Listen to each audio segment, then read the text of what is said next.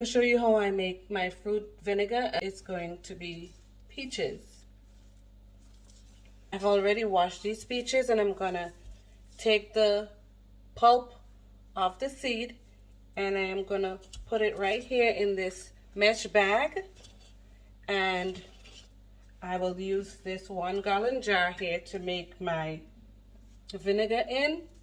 I already have my filtered water here that I would use, and I have my measuring cup. Vinegar is acidic, obviously, and so if you use stainless steel and metals, it will cause a reaction with the acidity in the mixture. Now I'll remove the pits from the peaches, and I like to use the peaches when it's really soft and flavorful. It's really juicy. I make different fruit vinegars, and one of the best flavored vinegars I have is the banana vinegar. Now I have the peaches here in this bowl, and I'm just going to mash it with this wooden spoon.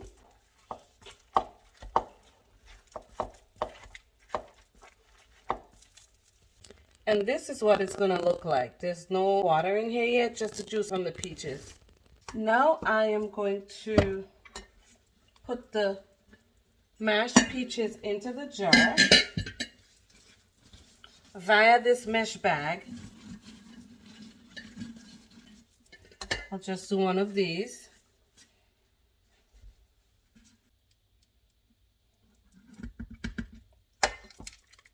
So I will put it all in here, and you don't have to use the mesh bag. I just choose to use the mesh bag because it's easier for me to, I don't have to strain it.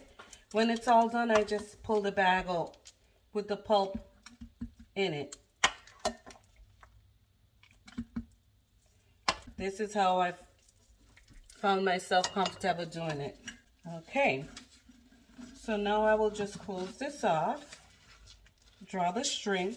It's down in the jar.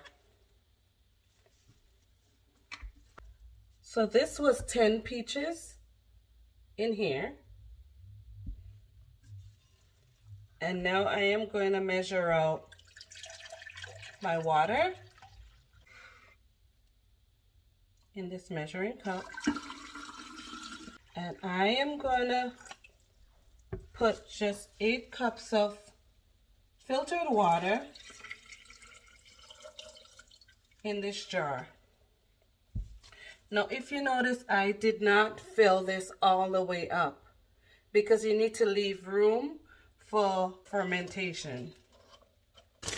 Now the peaches are sweet, but I do still put like 1 cup of sugar, granulated sugar, into the mix. And I also use 1 pack of my yeast here. I'll show you in a sec. And this is the yeast I use. It's a brewer's yeast. And I just put 1 pack of this yeast into the mix. Good stir. Make sure everything dissolves and mesh in there together. And this will start fermentation today. Actually, it's going to start having bubbles in there later on today, and this is just how I make my peach vinegar. Now, I use a breathable piece of cloth. This is a mesh cloth I use, and I just put it over the top. Just tie this up so it's not hanging, and I'm just going to put that material over the top of the jar, and I am going to use a simple rubber band to hold that in place. Now, you don't want to cover this with a cap because this needs to breathe. This is what it looks like.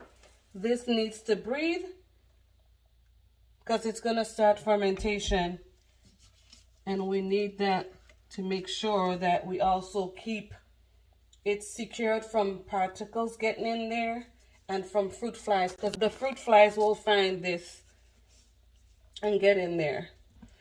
I check it just to make sure that it can't taste any sugary residue in there. And that would take me to about 6 weeks, I would say, comfortably.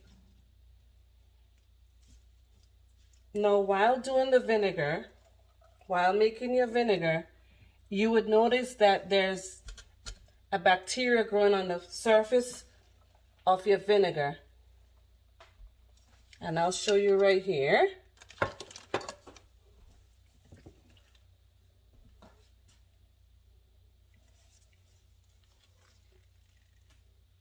This is some peach vinegar I have here.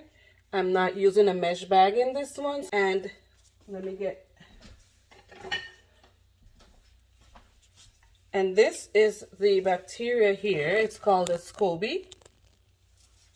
And it's a healthy bacteria. It's good for your gut. And I use this bacteria here to make kombucha. Okay.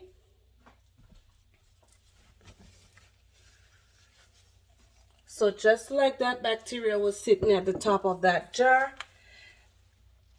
it would form one at the top of this jar also. And that I use to put either in my shakes, or I use to make kombucha. And, you know, there's a lot of different things and different health benefits you can get from your Scoby. You could grow your own Scoby, get all that health benefits, and you can also use your vinegars in your cooking, in making sauces, in making salad dressing. And so this is just how I go about using everything that I have in my kitchen, making it myself, because I have the time and I actually enjoy doing it. So I do make different types of vinegar. Right now I have gallons of vinegars. I have peach vinegar, I have banana vinegar, I have raspberry vinegar, strawberry vinegar, blackberry vinegar, pineapple vinegar, if I didn't say that before. And I do want to try doing tomato vinegar because I have so much tomato in the garden, and I want to try. I like to experiment, you know, different ways I can make things and different things I can make with my produce from my garden. So this is how I make my fruit vinegar, which is this peach one, and I am going to show you as we go along how this turns out and what I do. And make sure no metal utensils in here. You want to use plastic utensils and wooden utensils when you're making your vinegars. Now, so I'm going to set this, I'm not going to put it in a dark place. I guess it's recommended, but I don't necessarily need to do that because I've done it that way before, and to me it doesn't make a big difference at all. I don't know what difference it would make, but I have been successful in making my vinegars.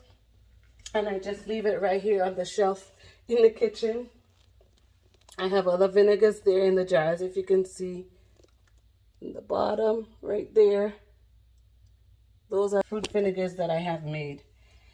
And so I'm just going to sit that there, and I'm going to go ahead and make my second batch, because I do have some grapes that I got off the vine. I actually have some grape wine going, and I'm going to make some grape vinegar with some of the grapes that I picked off my grapevines. Now this is my mushed grapes,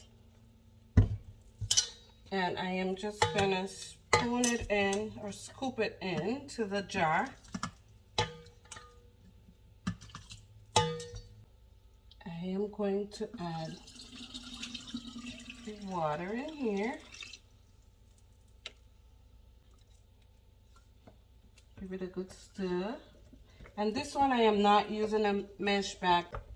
I use whatever I have, and if I don't have an extra mesh bag, I'll just put it directly into the jar, and I'll just filter this in about a couple weeks after fermentation has started.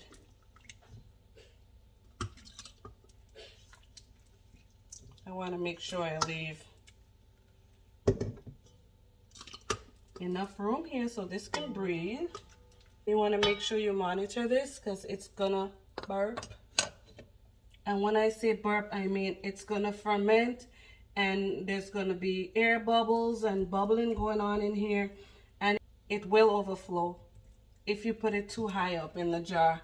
So this is where I have this white grape vinegar here that I'm making, and I am just gonna cover it with the breathable cloth and put the rubber band over it to secure it. And I will label it. I'll label the date that I put this to set and what's actually in here. This is the breathable cloths that I purchased with these jars because it comes as a kit. I believe it's 2 or 4 jars, these gallon jars I bought on Amazon with these mesh cloth and the rubber bands. It also has the cap for it, so you can use it to store stuff in the jars.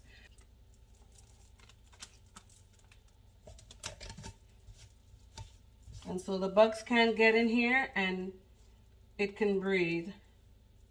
It would ferment and breathe. Okay. That's number 2. Right here is the wine yeast. I use filtered water. I use granulated sugar. Sometimes I do use the brown cane sugar. And obviously your vinegar is going to come out darker.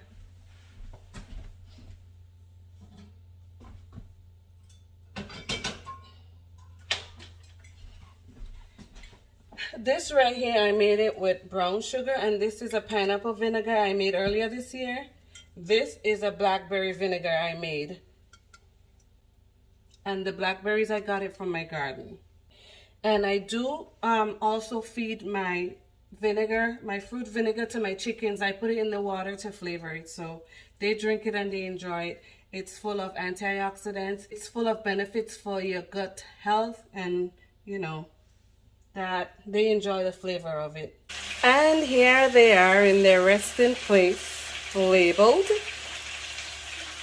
So I am going to stir this every day around the same time of day for 1 week, and then I'll filter it out and I'll let it sit there without touching it.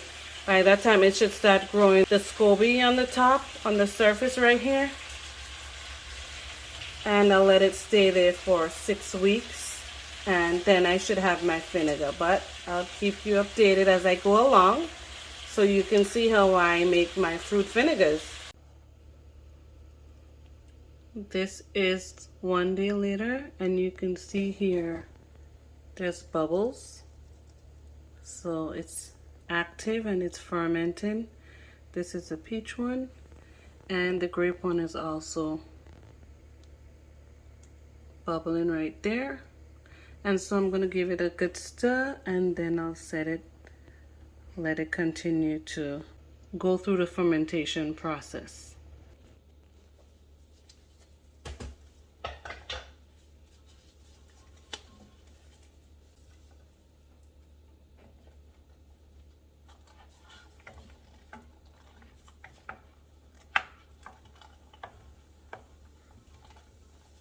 Look at all that action in there now.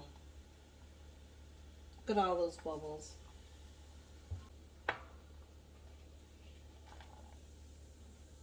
And I don't double dip with the spoons. I use 2 separate spoons.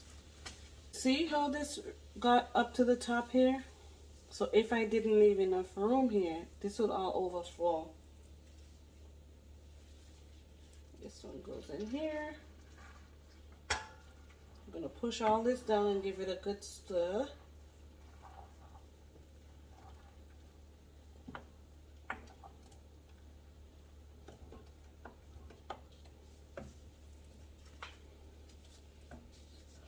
This is all done.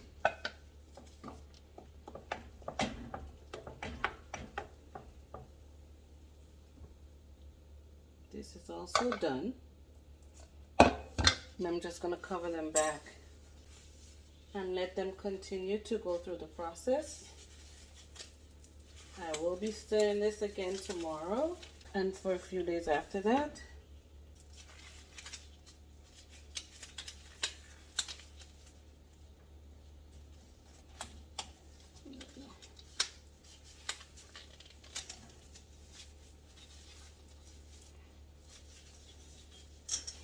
And so the level dropped back down, and it's going to rise again as I let it sit and as it ferments and go through the fermentation process. So that's about it for now.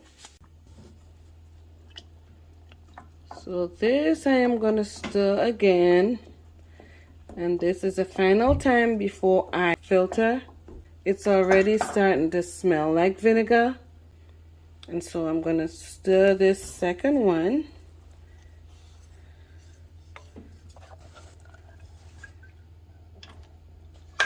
Give it a good stir. And I'll just cover it again and I will filter tomorrow. As you can see, the Scoby has not yet started to form. And so it's going to take another few days for that to happen, but I'm just going to filter it out and I'll let it sit and I'll be done stirring it until it turns into vinegar.